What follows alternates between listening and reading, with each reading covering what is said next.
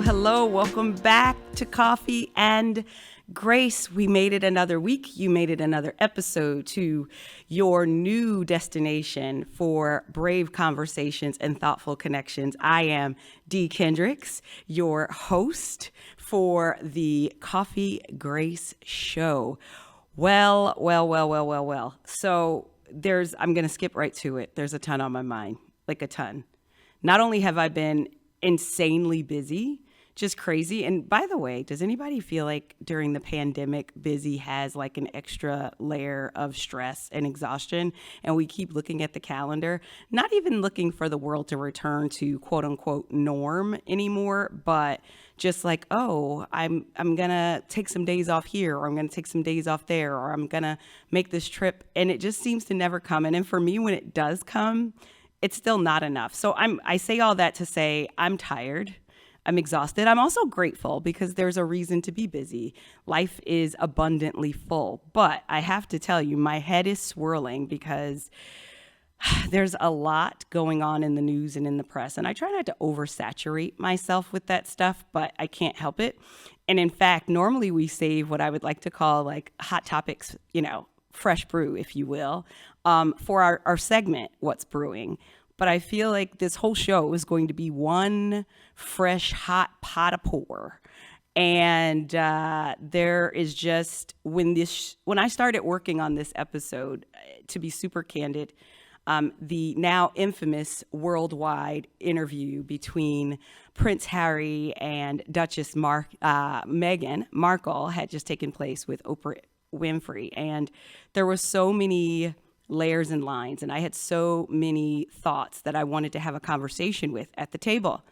And then since that happened, we had the Piers Morgan situation. And then after that, we had the Sharon Osbourne situation. And there's all these layers. And I was dead set that this was now going to be this crazy conversation about that.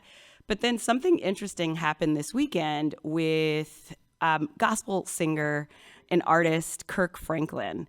And it made me rethink this conversation and the base of it. And so I'll give you a heads up that we're going to talk about it all. We're going to get to it all. But it really, I searched for a bit around what's underneath this. And there's a ton. But the point that lifted up to me to have as a probably touchy, but this is what we do here at the Coffee and Grace Zone, we have brave conversations, topic was about toxic family relationships. And I could say a whole lot, but rather than dig into that, I'd rather get straight to my guest that I thought would be perfect for this conversation. And so I want to introduce you to Margot Lockhart. Hi, Margot. I think you might still be muted. And I think that is the catchphrase of the pandemic, isn't it? It really is. We can't hear you. Right. And it was literally, it used to be also the the proverbial conference call line too. Like, oh, did they mute? Are they still muted? Are they still muted? But what's interesting now is we can see folks and they're trying to talk. So it's pretty interesting. So Margot is a ton of amazing things, and one of my favorite people on the earth for as long as I've known her, which I really have a hard time remembering when I didn't know Margot. All I know is somewhere between my conception and about 5 years old, I knew Margot in my life. And so we'll get into that, or we won't during this trip of conversation. It might be down the road. But Margot is, in fact, the co-founder for SciFiGeneration.com and the creator and co-host of Sci-Fi Generation podcast. And let me tell you, okay, because I don't really do sci-fi, but, in good sisterhood and podcast, host zone, it was my due diligence, right, to dig in. And let me tell you how I sat there and listened to about 2 whole episodes, okay? And I was cracking up. And if I had time, and if it wasn't time for bed, if it wasn't like 2 a.m., I would have listened to more. And so we're going to make sure you know how to find Margot and her husband, who are co-hosting the show together, because they got me rethinking what my next movie and show is. But anyway, back on topic. We know how I like to digress. So back on topic. Margot, listen. So toxic families. Let's unpack a little bit, right? Let's unpack. I think the first thing that I'd like to kind of start with, first off, is like really maybe pondering the question of what does a toxic family relationship look like? Like what are the dynamics? Because I think oftentimes we don't know that we're in them until, quite frankly, we've discovered it in therapy, which sometimes happens decades later. And when I looked at the swirl of news, if you will, I could not, I couldn't sometimes separate whether this was hatred or issues or racism or if it was toxic family dynamics. And so why don't we start with just unpacking, like, what does a toxic family relationship look like? Like, what are some of the signs? So I'd like to start by saying I am by no means any type of professional, right? Right. So Neither this I, should all I admit. right. Okay. So this all comes from personal experience, This is our and coffee table. this is our coffee table, and just what I've experienced, right, in terms of toxic family dynamics. And I think one of the things that I've learned over the 10 years of me being in therapy, me being a strong advocate of family, unlearning these family dynamics, is that there are a lot of telltale signs that we may not pick up on when we're young, when we're children. Okay, because as children, we're sponges, as we all know, and we're taking in all that information. Right? So everything around us is normal as a child. Right. So the name calling, Yes. the belittling, the spankings, the other signs of not being able to be heard, not listening to one another. Those are just some real basic signs that we wouldn't realize are not normal until we leave our bubble of home and we go outside into the world. And we start learning new behaviors or observing new behaviors. And that usually starts, I think, probably around a middle school age, middle school, high school.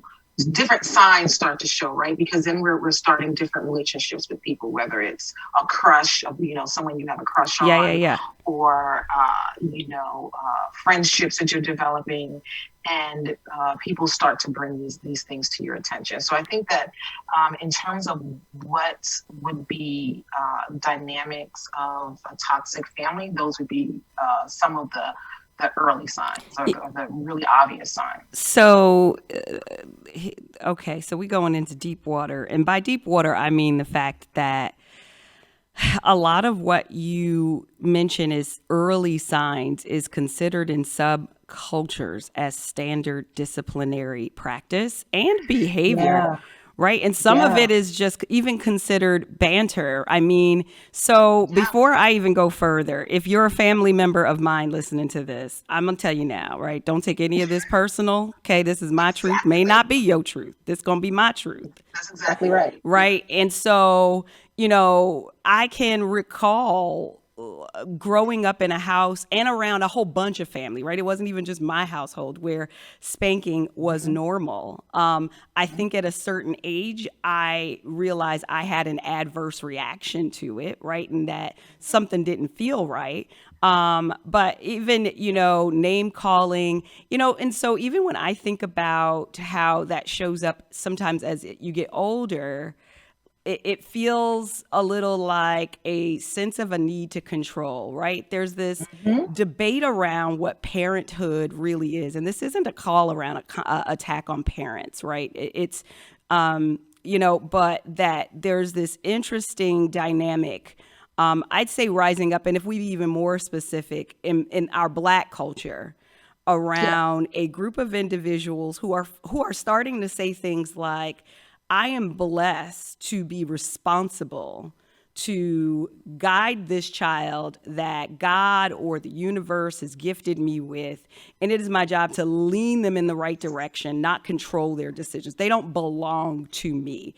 And I'd say that, do you think that part of what causes some of the early indicators of toxicity, right, is that there's this notion that children are property to the parent, and I say that in not a very I don't say that out of offense, should I say, but that we are really taught, right? This child belongs to you. This is your sole responsibility.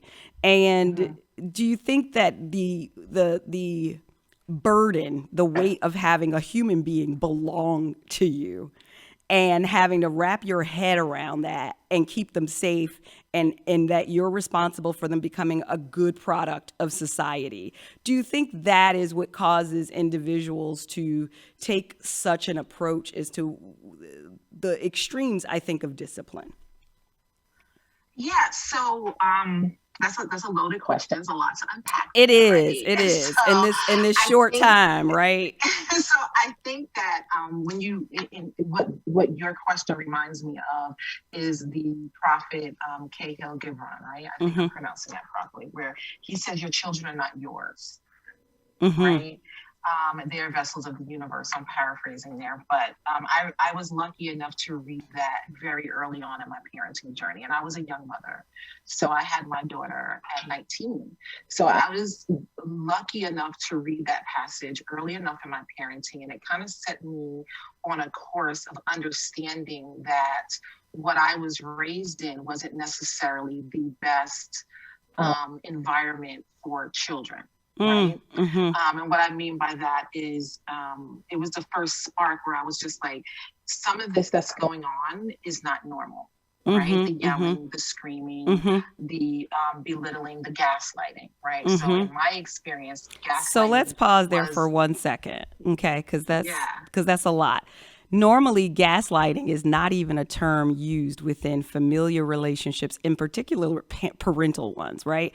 We're so used to gaslighting being a term that's used between, I'd even say either racial dynamics, interracial dynamics, and I'd say non-platonic relationships, some form of right? That their significant other tends to be a gaslighter, right? That's a sign. So let's tap on this. That from somewhere. They did, right. They learned that from somewhere. And I think part of that lesson, part of that learning experience was we continue the communication that we were raised in. Okay. Even in some cases when we know better, right? Because that type of communication becomes part of our DNA. It's how we communicate. I would agree. And I think a good example of that, like proof of that, is the fact that grandparents treat grandchildren completely different than they treated their children, even when they're raising them. And the fact that normally the third and fourth child of a family has a very different experience than the first and second child. So that tells you, to your point, that at some point they know this behavior needs evolving and growth. And so there's awareness. I can recall growing up in my house. And so, I grew up in my mother's parents' house with her, because my mother was also a young mother, right? My mother had me at 20. And shout out to her for still, choosing, like you, to figure out what it meant to keep this child and keep this child in a stable environment. But I can recall my mother consistently repeating to her mother and father, that is not how it looked for me. Had that been me when I was her age, right? And meanwhile, I still thought I had it hard at that time. I mean, to be very honest with you, right? My grandfather gave a look and I was petrified, mostly because I feared disappointing him. And so it's interesting as I listen to you use those examples, right? This just hit me about how I had three different dynamics in our household.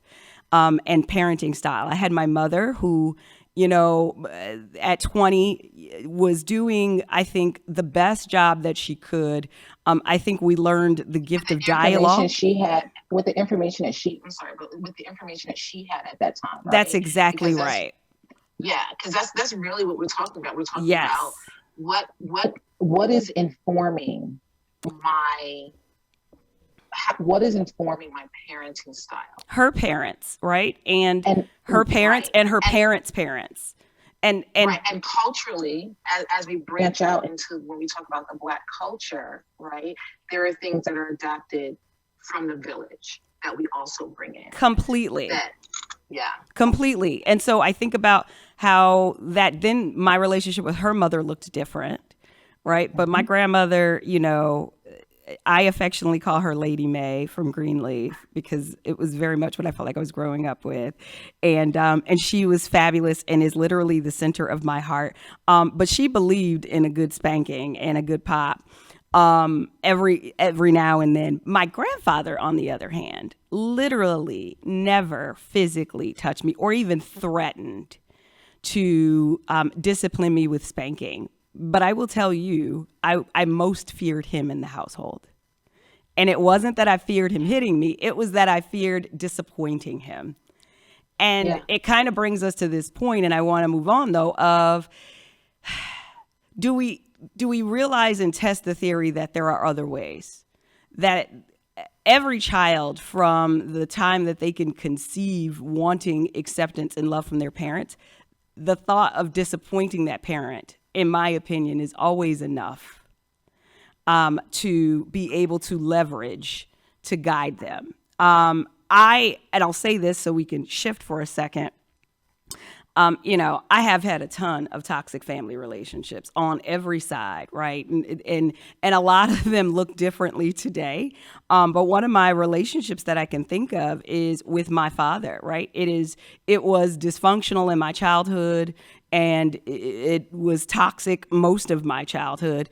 But what's interesting is I could never get enough of the toxicity, which we don't have time to completely unpack, but I could never get enough. And so let's explore this theory around when we do grow up in these cycles, right? Yeah.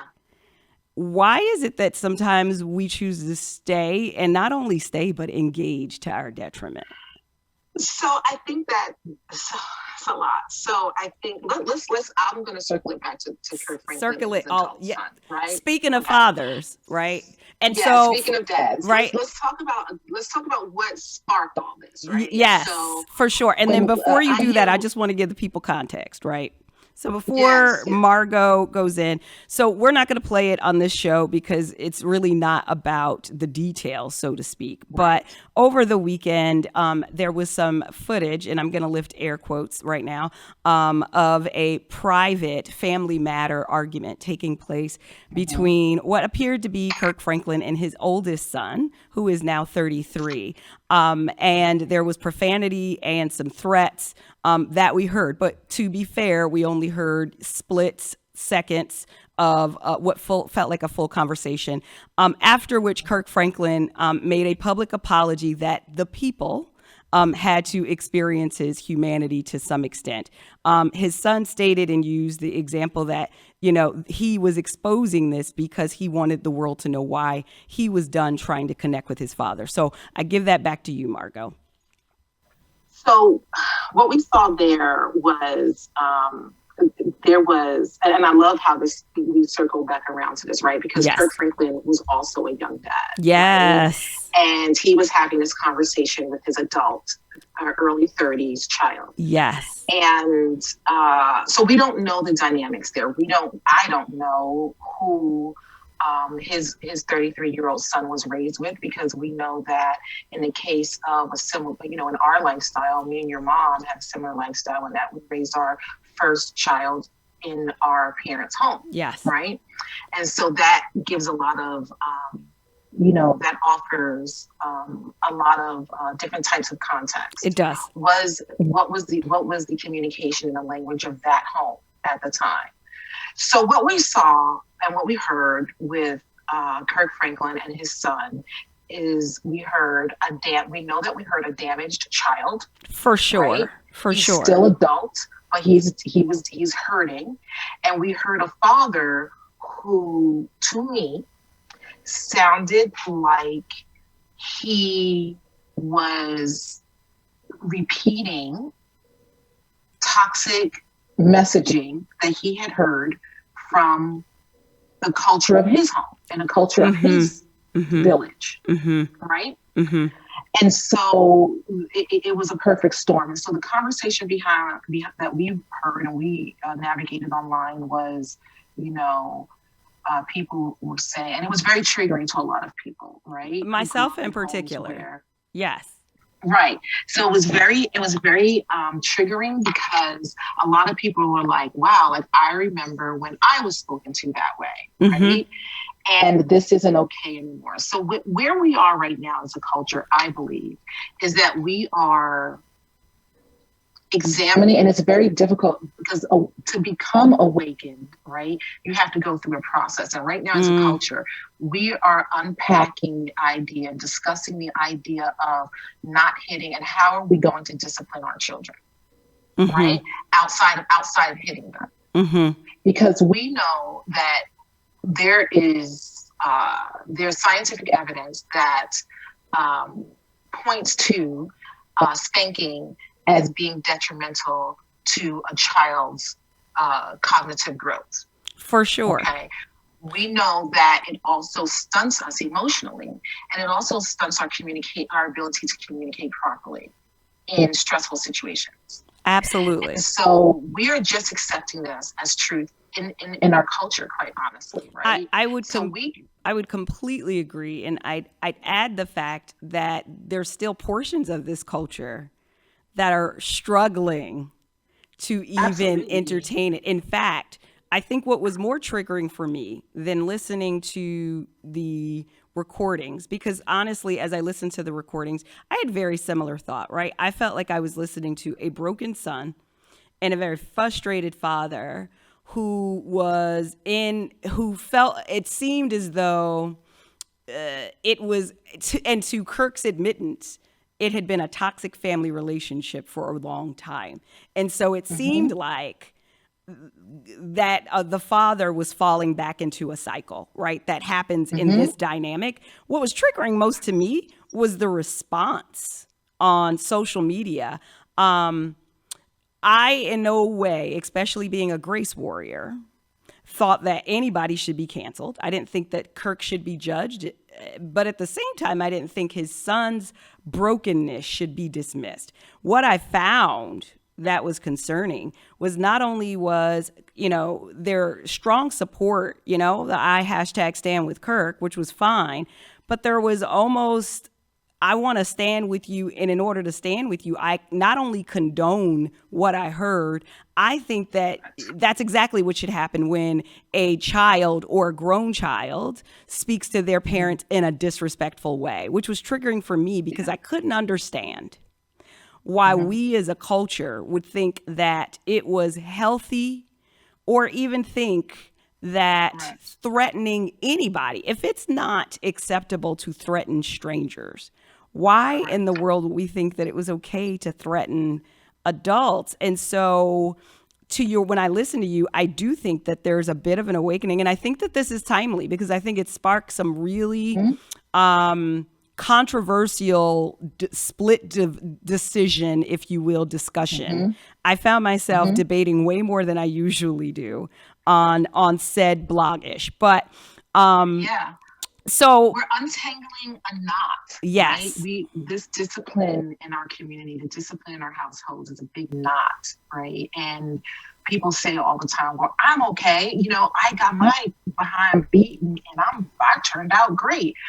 I would like to, I would like to examine that more, because, in many cases, you're on your maybe third or fourth marriage, right? Or one of your children has stopped talking to you, or do you fully know, you you don't know how to communicate because your go-to is what you learned, right? I And could so, not agree more, because so exactly I think who that do we think is that's what we supposed to heard. show up in adult relationships? Yeah, and I think exactly right. And I think that's what we heard at that moment, right? And so similar to the Meghan Markle issue, right? Like she is being dragged through the mud because now she has this access to a higher echelon of culture, right? And Yes. so she has family members that don't understand, the distance. And what I want to say, to anyone who's listening, who is an adult child, right? Who is hurting because they can't, Mm-hmm. communicate with their parent the way they want to. I think that it is very important, if you don't take anything away from what I say today, is that it's okay to not talk to your parent or the person who's harming you for however long it takes for you to deal with what you need to deal with, so that that type of conversation and that type of betrayal that his son displayed out of frustration doesn't happen to you. Exactly. And I'm going to pause there for a second to say a couple of things. One, I want to respond, but I love where this conversation is going. And I believe that the truth of what the universe and the people who need to hear always rise to the surface. So what I'm going to do is ask Margot to come back to have a separate conversation about this royal family situation, because I think it needs its own conversation. And I think we're hitting really critical points that I don't want to divert. And I'm more than fine if you're fine with that, Margot. Yeah, absolutely. Perfect. Absolutely. Perfect. Okay. And so in response, right, to what you just mentioned, that is one of the things, like, did anybody stop to think about what kind of brokenness it takes to commit that form of betrayal? And I know what broke people look like, right? Like, broken people their tendencies become narcissistic. And I think they're also easily mistaken. And it's funny you said that, if you are in an adult relationship with your parent, and you want to have a stronger relationship, that taking time away is okay. I can recall a time in my early adulthood, maybe not so early, I think I was like 20, maybe 26, 27, where, I really had started the journey of self for me. And in my journey, there were some things within my childhood that I just couldn't reconcile with. And I remember trying to have conversations with my family about it, my mother, my grandmother, etc. And their truth didn't always align with my truth, which was okay, but I didn't know how to handle that, right? And I think oftentimes what we get frustrated with is this, what we perceive to be parents' denial, when sometimes when you're operating in what seems so normal, of course you don't perceive it that way. And so I love that you made that encouragement to others, because what I had to make the decision to do was to say, if I want a healthy relationship with my parents, and in particular at that time it was my mother and my grandmother, that it was on me, that I couldn't keep pointing a finger. And I actually took some time away. It was a very unpopular decision at the time. It was an extremely unpopular. It's always unpopular in our culture, right? Because the mother, look, you took time away from the matriarchic. Yes. In our culture, you had the audacity, like I had the audacity, right? Yes. To step away from the matriarchs of the family. Yes.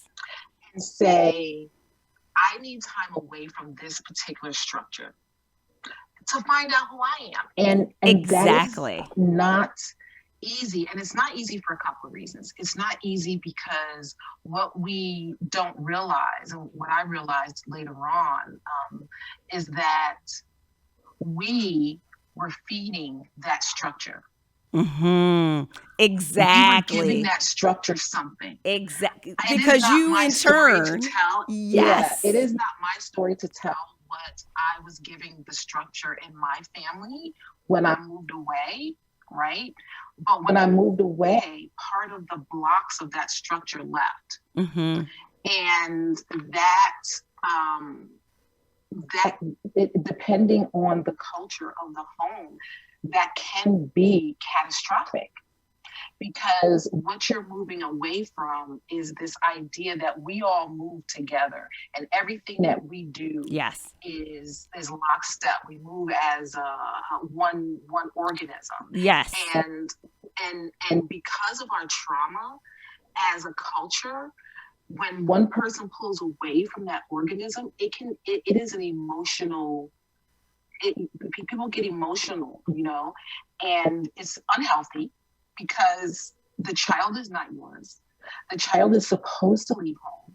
The child is supposed to forge their way in their own space, in their own community. And it is our job as parents to coach that existence. I could not agree more. But what I learned is that circling all the way back to the top of our conversation, when that information and those, resources and language is not available to earlier generations, they don't have the language to put to their emotions. They also don't have the same coping mechanisms and resources and tools with how to figure out how to manage those appropriately. And I will tell you that although it was an unpopular decision when I took some time off, we call it my family sabbatical. I love that. And that is so okay. Right. It was, it was hard, but it was literally one of the best decisions I could have made because, to your point, it was my decision to work on me. And it necessarily wasn't really about my family because I, at that point, knew, let me tell you, I know that my family loves me enough to take 20 bullets over, and I love them in the same.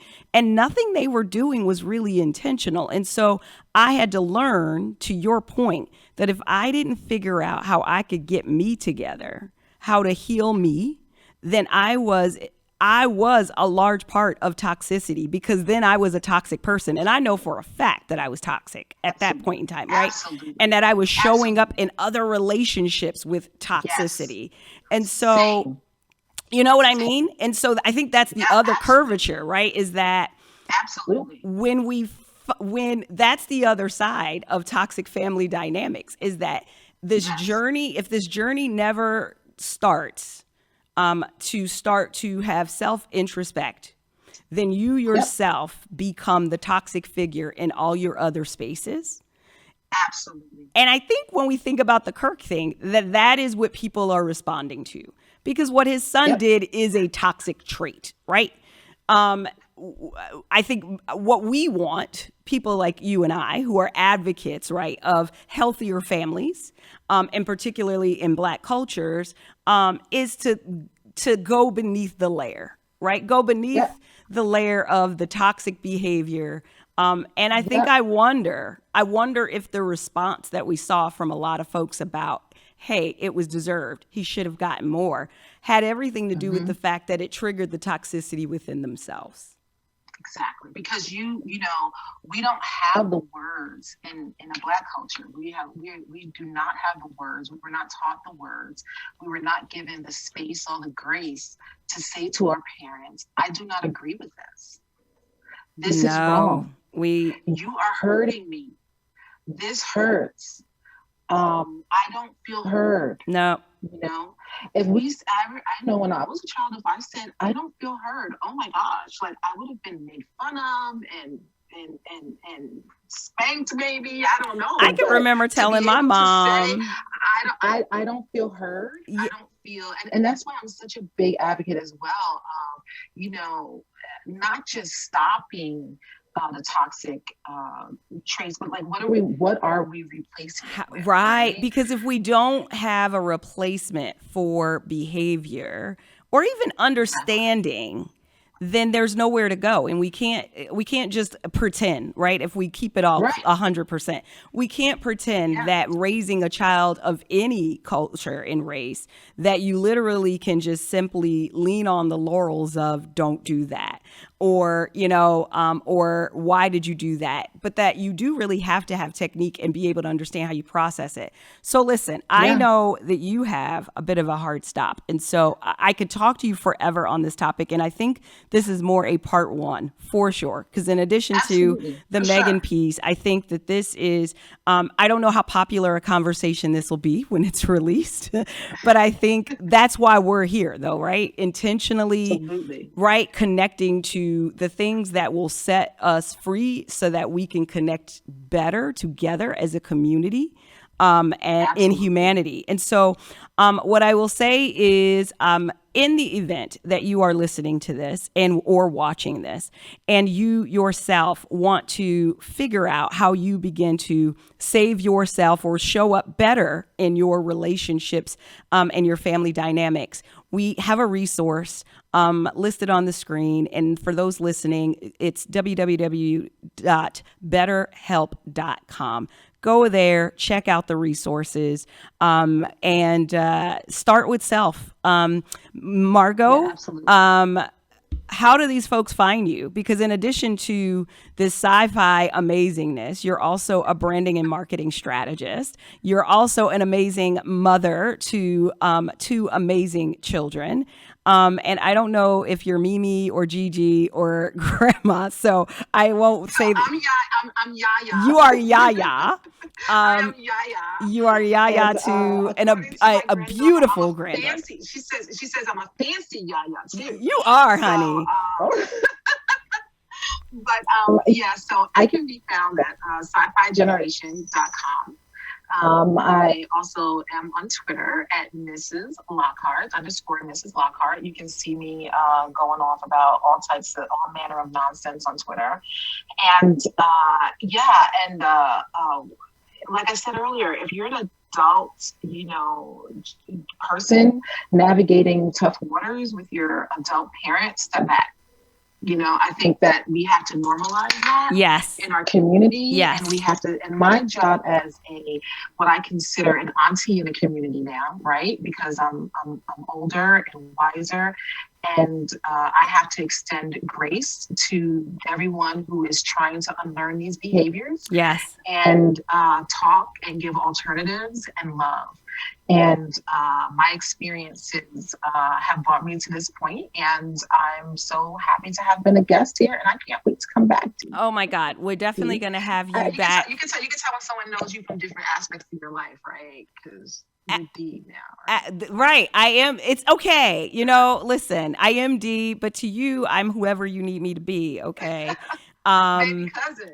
I am definitely baby cousin. I am thankful that you were just, when we think about childhood relationships, and I'll say this to close your segment, and then we're going to go into the last sip. But when you think about childhood relationships, and the Coffee and Grace community doesn't know a ton yet about my childhood and how I grew up under a bit of a microscope, you were such a shining light in that experience for me and someone I always looked up to. And so it only makes me excited that anytime I want to get some good Politico or culture information or have a really mature debate to get set straight, I go straight to Margot's page. So trust me, she'll be back. She is perfect coffee table material. All right, you have an amazing day. Thanks for joining us. Definitely be back. Thanks a lot. Thank you. Bye. Bye-bye. Whew. Okay. So that was a ton, like a lot. I know it was a lot to process, and it's but so much that we can process in the short amount of time, but we really, really just wanted to start the conversation. And again, for those who are listening, there's no judgment here because this is the judgment-free zone. And those who are my blood relatives, I love you dearly. But you all have raised me and encouraged me that it is our truth that frees us and that our testimony is what helps others. And so as I move to the last sip, let me get my mug. Everybody got their mug for their last sip? Because I know that was a lot to digest, so you might not have a sip left. But I'm going to take a sip and say this week is actually a deism. So I thought about today's topic, and the thought that came to me was there's no wrong in being wrong until you can't see your own flaws or faults for the sake of growth and healing.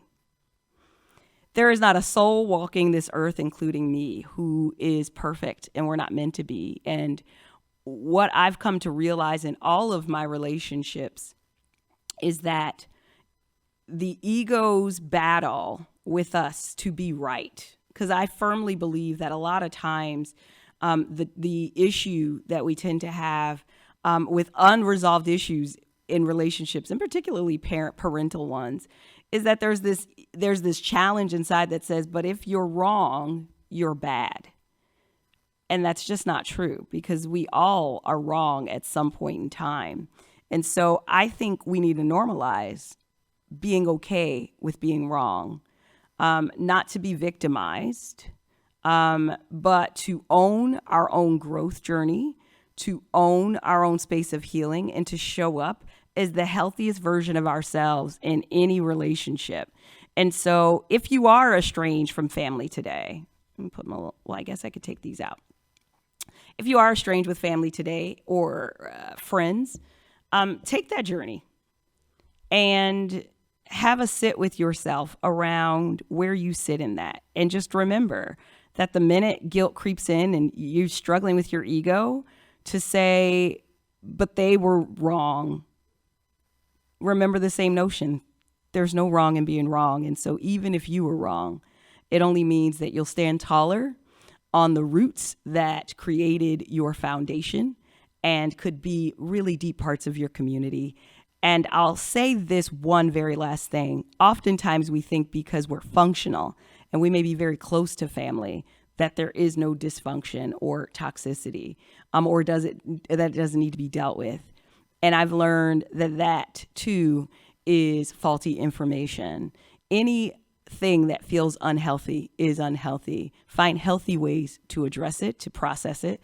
And if the finger is always pointing in the opposite direction, then it's generally should be pointing in your direction for seeking guidance. Thank you again for joining us for another episode of Coffee and Grace. I cannot wait until next week's episode. I've got a ton of folks coming. Well, maybe not a ton, but we've got a number of guests coming next week. And this first season, I think, is kicking off with a bang. Thank you once again for joining us. And until next time, be thoughtful, be brave, be bold, authentic, but above all, make sure that you're gracious. Thank you for joining the conversation. It was such a privilege to have you. We hope that you would keep joining the conversations. Meet us over at our social media, where there's always a Coffee and Grace conversation happening.